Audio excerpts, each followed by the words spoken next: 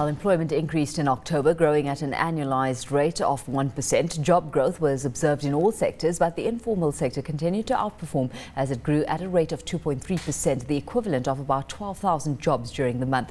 Loane Sharp of Adcorp joins us now for more on this. Thanks so much, Loane, for joining us this afternoon. Well, as I say, we've had employment growing at an annualized rate of 1% in October. Small, but an increase coming through nevertheless. And some would say encouraging that we're looking at a scenario where we're adding jobs. You know, September and October, for that period, we had the economy adding 41,971 jobs. Just how encouraging is this? I think the general picture is that we haven't nearly recovered the jobs that were lost in 2009. We've been treading water since that time, and each month comes through with a very modest loss or gain of jobs. I don't think that we're going to see a significant change in the employment outlook until the economy grows substantially faster than it is. Our modelling suggests that employment will only grow if economic growth is more than 4%, and jobs will only be created sufficient to absorb school leavers every year if the economy grows above 8%. So we're looking at very modest pedestrian rates of employment growth, largely connected to weakness in the economy. Loane, it's Lindsay in Cape Town, as you know. I just want to read you something from history, literary history, because it's very pertinent to your commentary.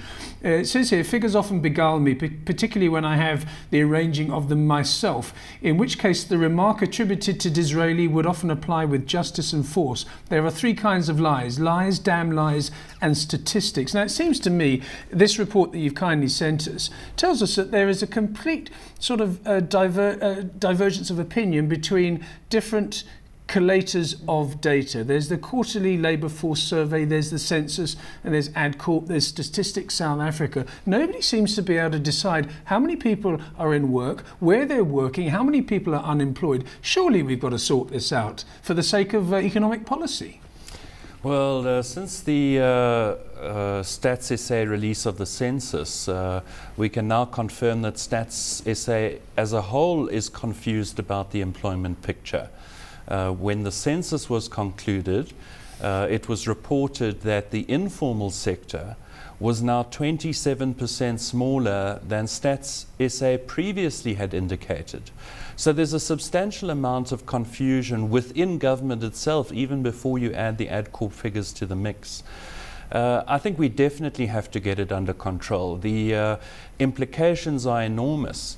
Whether South Africa truly has a 25% unemployment rate, as the quarterly labour force survey suggests, or of 30% as the census suggests, depends critically on the size of the informal sector. We at Adcorp have been saying for a long time that the informal sector is underappreciated, under-recorded, not measured properly using the first world methods that Stats SA employs. And we think the unemployment rate generally is substantially lower because of this informal sector. In fact, you've pegged it in at 11.3%, and we've had you in studio, you know, going head to head with Stats SA about this before, in terms of how this data is collated, how much emphasis is placed on the informal sector specifically, and you know the contribution they make to the employment scenario in South Africa. Are conversations being had between these various parties where, as you highlighted, we need to get this under control? Yeah, unfortunately the conversations are not being had on any sophisticated level. We have had some engagements that have been at Stats SA's behest, at our behest, at the government's behest, but none of those meetings and forums have really had any impact.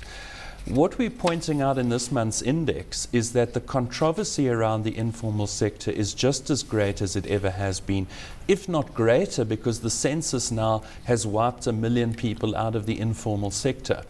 Now, there's a significant methodological problem.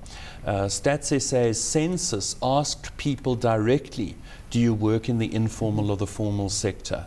That is not a sophisticated way to establish whether in South Africa people are working in the informal sector or not. So I hope that we will have further conversations, but I think it's now widely agreed that the informal sector is underappreciated.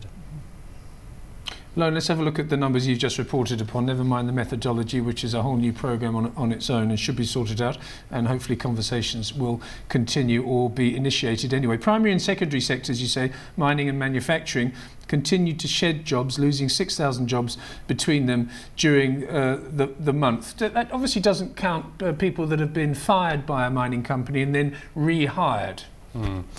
Well, I think what this points to is that the mines are rehiring significantly less people than they fired in the first place. So the mines have taken the strikes we observed in the mining industry as a perfect opportunity to reduce their headcounts.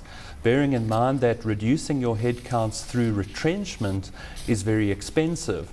We're reducing it through dismissals because the employees are guilty of misconduct on an illegal strike or protest. That costs the company nothing at all. So I think the mines have been opportunistic because of moderation in metal prices, commodity prices.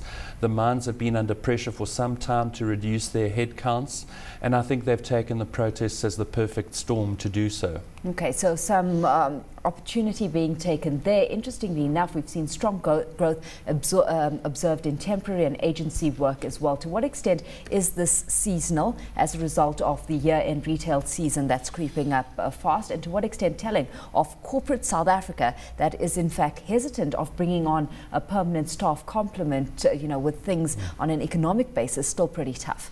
I think you're quite right. You've tapped into the mood of employers.